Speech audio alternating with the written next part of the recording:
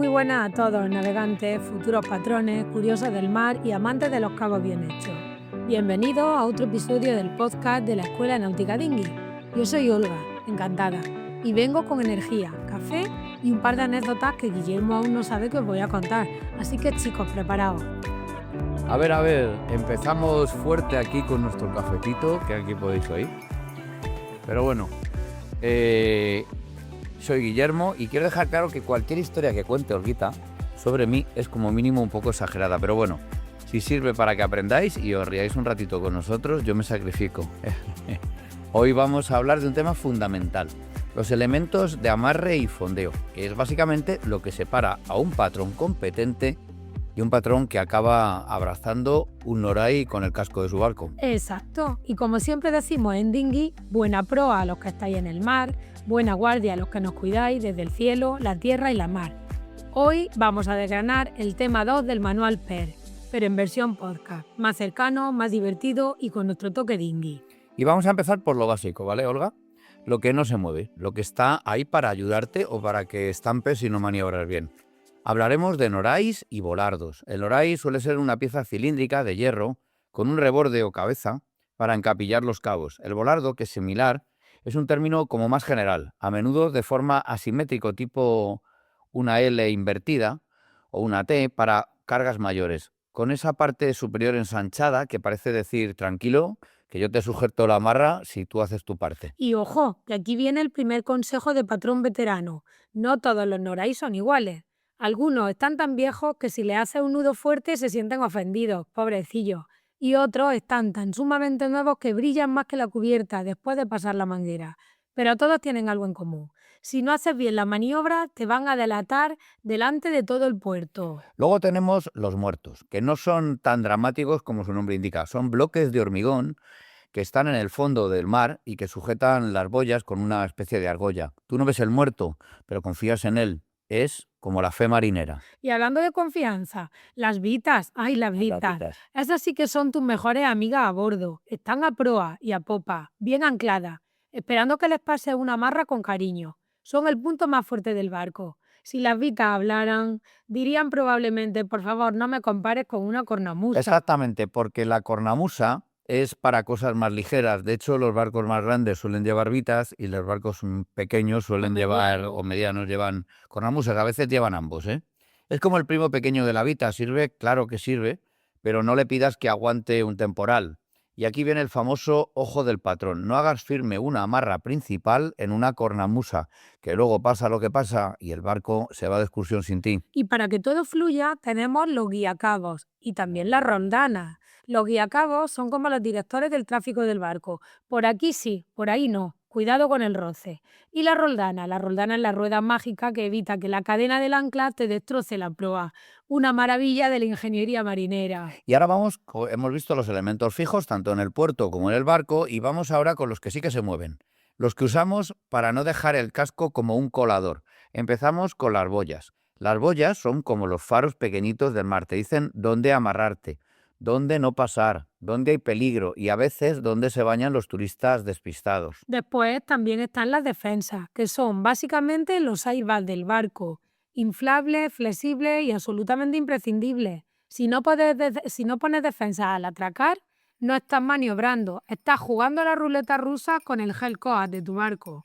Y llegamos al bichero, ese palo largo con gancho que todos hemos usado alguna vez para cosas que no deberíamos, pero oficialmente sirve para acercar amarras, recoger objetos del agua y sobre todo para no tirarte tú al agua intentando coger una boya. Consejo Dinghy, no intentes cazar una boya a toda velocidad, que luego pasa lo que pasa. El bichero se queda en la boya, tú te quedas sin bichero y el barco continúa navegando como si no hubiese pasado nada. Y vamos a hablar de los cabos, y aquí, queridos alumnos, empieza la poesía marinera, porque un cabo no es solo una cuerda. De hecho, la única cuerda que hay en un barco es... La del reloj. Tiene alma, tiene historia, tiene partes. El chicote, la punta del cabo. El seno, la curva relajada del cabo.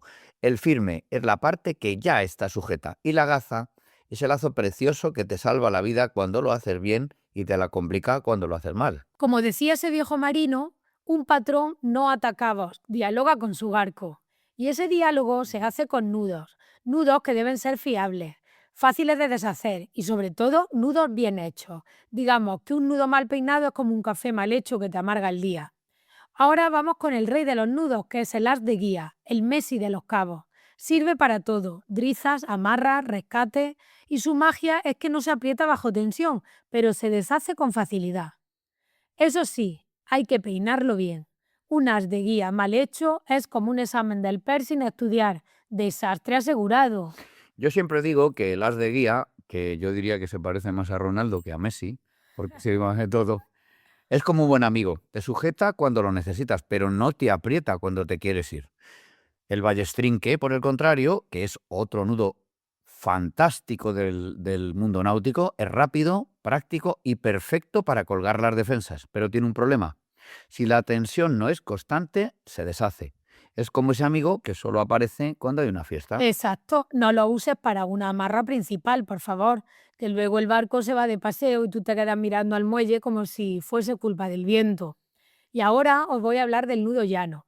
Es el clásico para unir dos cabos del mismo grosor, o sea, de la misma mena. Rápido, sencillo, elegante, pero si los cabos son de distinto diámetro, adiós nudo. Sí, el nudo llano es como un matrimonio bien avenido, funciona si son iguales.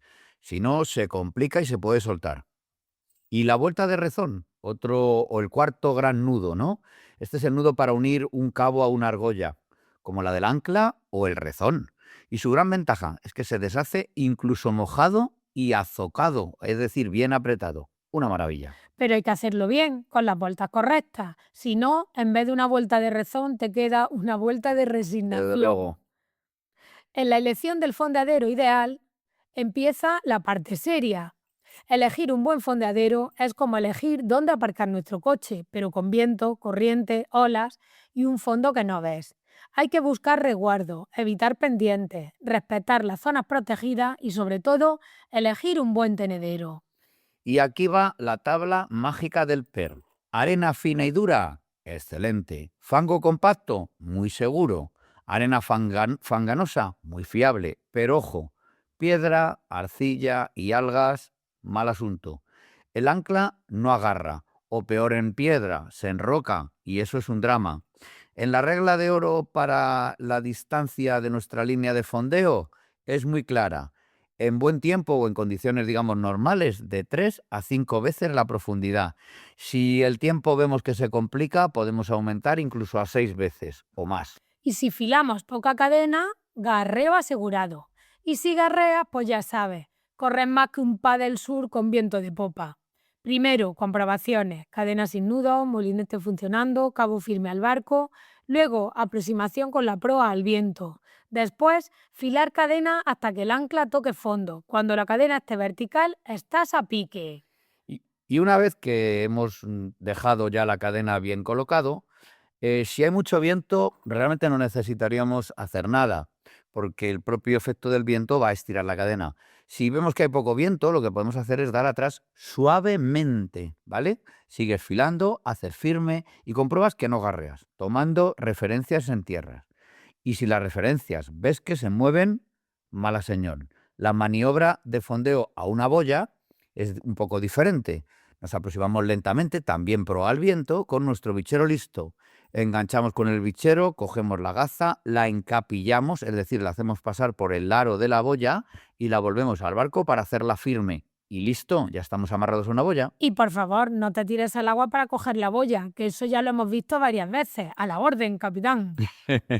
Ahora ya que ya tenemos fondeado con auténticos patrones, viene la parte que muchos olvidan. Siempre hay que vigilar. Lo veremos luego en las reglas del RIPA, que es la vigilancia es una regla fundamental. Porque fondear no es aparcar el coche y marcharte a tomarte un café. No, ni mucho menos. El barco está vivo, el barco se mueve, baila, gira, y si no vigilas, puede decir que quiere explorar la cala por su cuenta y, lo que es peor, hacerle daño a personas que están en ese momento disfrutando de su baño. Totalmente. Una embarcación fondeada no está quieta. Está sujeta al viento, a la corriente, a las olas, a los cambios de marea y a veces incluso a los bañistas que se acercan demasiado. Así que la vigilancia es clave. Y aquí entra un concepto precioso, casi poético, que es el círculo de Borneo. El círculo de Borneo es el área que describe tu barco alrededor del ancla cuando gira por efecto del viento o la corriente. Es como el baile del barco, un vals marinero. Y tú, como patrón, tienes que asegurarte de que ese baile no acabe con tu barco besando al del vecino. Exacto, porque si fondeas demasiado cerca de otra embarcación o de la costa, cuando el viento role, los barcos van a rolar ambos, pero no al mismo ritmo y ahí empiezan a haber auténticos problemas. ¿De acuerdo?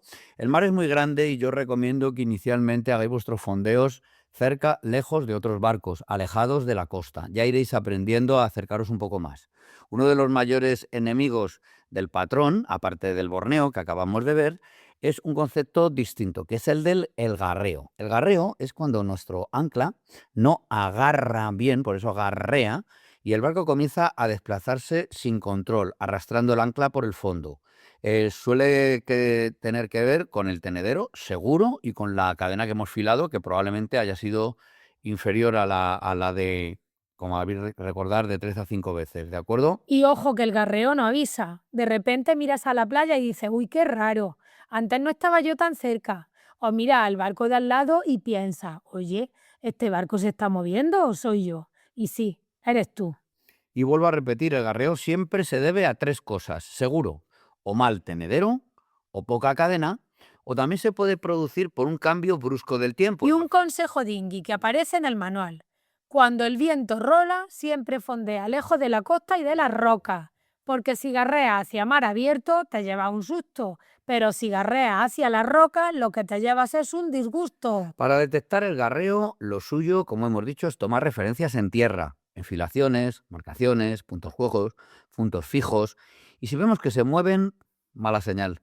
Si tienes electrónica, pues mejor, pero nunca confíes solo en la electrónica. Existen además aplicaciones antigarreo que incluso te llaman al móvil, te avisan. Bueno, Y ahora vamos con un elemento que muchos patrones olvidan, el orinque. El orinque es ese cabo que une la cruz del ancla con un bollarín en superficie y tiene dos funciones maravillosas. la primera es señalar dónde está tu ancla. Esto es oro puro, porque así las embarcaciones que llegan después saben dónde no deben fondear, evitar cruzar las cadenas o enredarnos, dramas y discusiones de playa. Y la segunda función es aún más importante si cabe. Ayuda a recuperar el ancla si se enroca, porque si el ancla se queda atrapada entre las rocas, tirar del orinque te permite liberarla desde el lado contrario. Es como tener un plan B. Eso sí, si usas el orinque, asegúrate de que el bollarín, que es la boya pequeñita que tiene en la parte superior el orinque, hemos dicho que el orinque era el cabo, luego el bollarín, la bollita que está arriba, sea siempre visible. Hemos visto bollarines del tamaño de una mandarina y claro, luego nadie los ve. Ahora vamos con la maniobra inversa. Vamos a levar anclas, que parece fácil, pero tiene su arte. Y sobre todo requiere coordinación entre proa y timón. Esto no es opcional, es obligatorio. Si no hay comunicación, la maniobra se convierte en una coreografía, pero nada bonita, ¿eh? Efectivamente, y aquí empieza la secuencia. Primero, arrancamos el motor. Fundamental. Siempre. Siempre. Nada de intentar levar ancla a mano con el barco a la deriva. Luego, damos avante, muy suave, muy despacio, acercándonos al ancla. El objetivo es liberar tensión de la cadena para que el molinete no sufra. Porque el molinete no está para tirar del barco, no es un cabestante, está para recoger cadena. El esfuerzo lo hace el motor del barco, no el molinete. Si no te aproximas suavemente, como has indicado, Olga, lo que puedes provocar es que quemes el motor eléctrico y luego vienen las lágrimas y la billetera, que valen una pasta. Mientras avanzamos despacio, vamos cobrando cadena.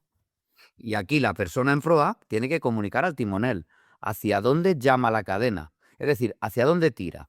Y si la cadena tira a estribor, el timonel debe gobernar hacia estribor y si tira a babor, pues a babor. Y nada de gritar como si estuviésemos en un barco pirata. Señales claras, mano extendida.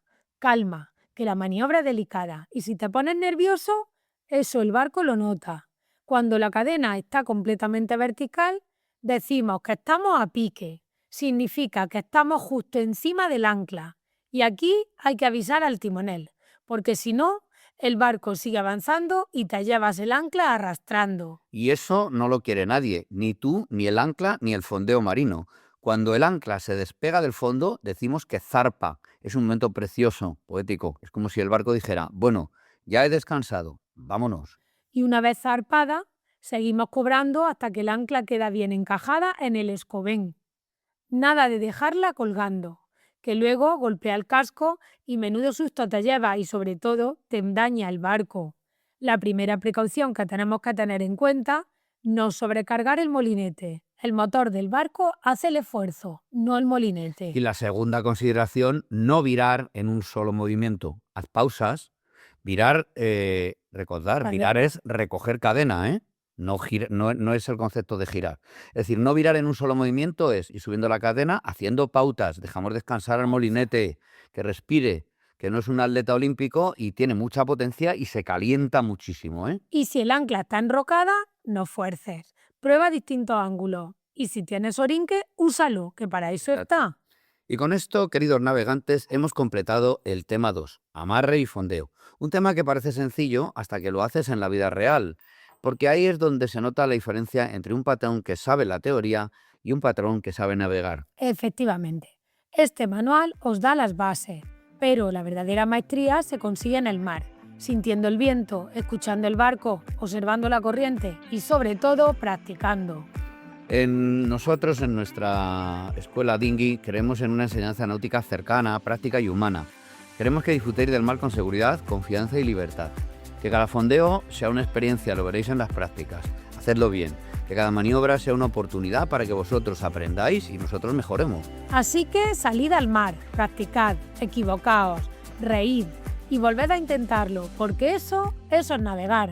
Exactamente, y hacerlo siempre en condiciones favorables. Por ejemplo, practicar maniobras de fondeo cuando hay pocos barcos, en una zona donde no hay un franco de arena y os ayuda pues, a que os vayáis soltando, utilizar los walkie-talkies para comunicaros con la proa, vuestros gestos, vuestras manos, en fin. En todo caso, y como siempre decimos, buena proa a los que estéis en el mar y buena guardia a los que siempre nos cuidáis desde el cielo, nuestra querida Virgen del Carmen, la tierra y la mar. Nos vemos en el siguiente episodio y recordad, si el ancla no agarra, no es culpa del barco. Buena proa, chicos.